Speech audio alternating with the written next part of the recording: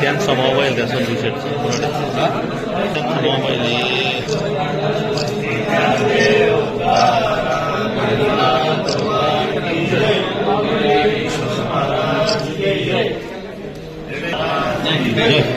घेऊन भाऊ आपला माणूस पुन्हा एकदा या असलेल्या जुन्नर तालुक्याच्या 195 विधानसभा मतदारसंघावरती निवडून आले. खरं पाहायला गेलं तर दादांची सुरुवात ही त्यांच्या वाढदिवसापासून गेले 2006-07 पासून श्री ज्ञानेश्वर महाराज देवस्थान ट्रस्ट आळे संतवाडी कोरवाडी रेडा समाधी मंदिर या ठिकाणून खरं तर अभिषेक केल्यानंतर दादांच्या असलेल्या वाढदिवसाची सुरुवात त्या ठिकाणी होत असते आणि त्या असलेल्या रेडेश्वराचे आशीर्वाद घेऊन दादा आपल्या असलेल्या शिवरायांच्या या शिवजन्मभूमीमध्ये खरं तर गेले कित्येक वर्षाची असलेली घोडदौड वाटचाल ही आम्ही सगळ्या मंडळींनी पाहिली आहे. आमदारकी हातात नसताना सुद्धा असलेल्या आमदारकीच्या अगोदरच्या 3 महिना अगोदर पर्यटनाच्या माध्यमातून असलेले 2 कोटी रुपयांचा निधी आणि असलेल्या ब वर्ग तीर्थक्षेत्राच्या अंतर्गत असलेला 3 कोटीचा निधी असं एकूण 5 कोटीचा निधी श्री ज्ञानेश्वर महाराज देवस्थान ट्रस्ट रेडा समाधी मंदिर या ठिकाणी असलेल्या विविध विकास कामांसाठी खरं तर दादांच्या माध्यमातून त्या ठिकाणी उपलब्ध झाला.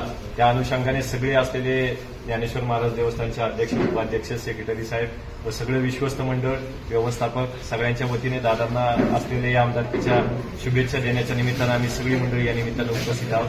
दादांच्या या आमदारकीच्या मनापासूनच्या शुभेच्छा देतो.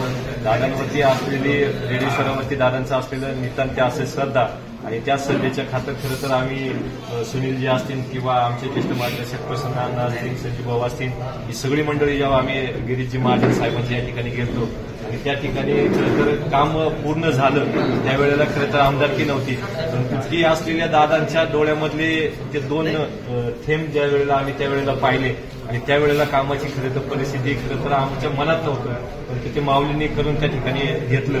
त्यावेळेचा क्षण जर पाहिला असता तर नक्कीच सगळ्यांचे डोळे त्या ठिकाणी पाणवलेले असते. असं असलेलं काम खरं तर दादांच्या त्या माध्यमातून पूर्ण झालं.